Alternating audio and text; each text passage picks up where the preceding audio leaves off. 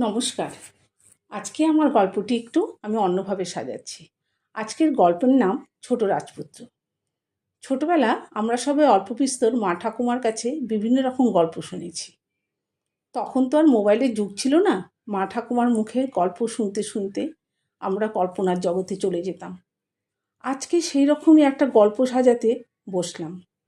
বহু বছর আগে এক রাজা ছিল, মহারাজ দানবীর। তার দুই সন্তান ছিল, বড় রাজপুত্র ও ছোট রাজপুত্র। মহারাজ খুবই ভালো ছিল, বেশিরভাগ সময় দানের কাজে ব্যস্ত থাকত। দানের সামগ্রী নিয়ে বাইরের দেশেও যেতেন।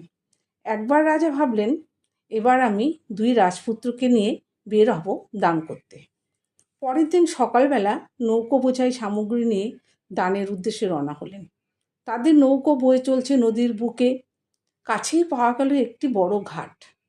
সবাই ভাবল একটু জিরিয়ে নেওয়া যাক। এমন সময় ঘাটে দুই মহিলার আগমন। মহিলারা বলল, তোমাদের নৌকোতে খাবার আছে বুঝি? আমাদের গ্রামে চলো না, ওখানে সবাই গরিব, তুমি দান করতে পারবে। রাজা রাজপুত্রদের সাথে রওনা হলেন গ্রামের উদ্দেশ্যে। ছোট রাজপুত্র ভাবছে, এরা কারা? কোনো বিপদ হবে না তো? ওদের গ্রামে ঢুকতেই নিস্তব্ধতা, কোনো আওয়াজ নেই।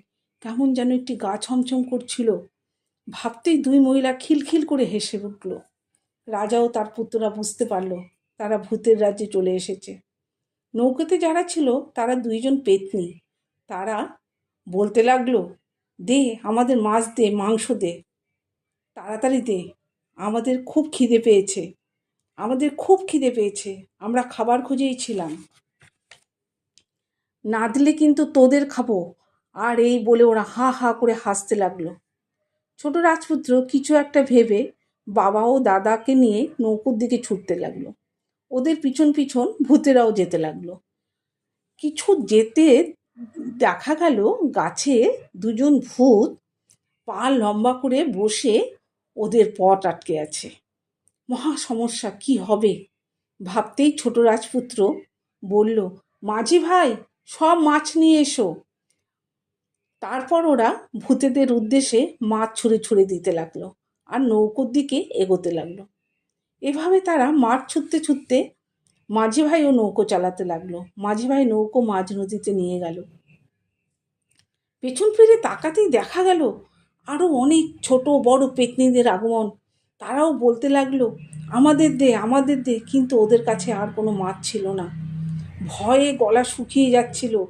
মাঝি ভাই নৌকো এগিয়ে নিয়ে যাচ্ছে, পেতনিদের চিৎকার শোনা যাচ্ছে। একটা সময় দেখা গেল ভূতের রাজ্য ছেড়ে ওরা অনেকটা দূরে চলে এসেছে।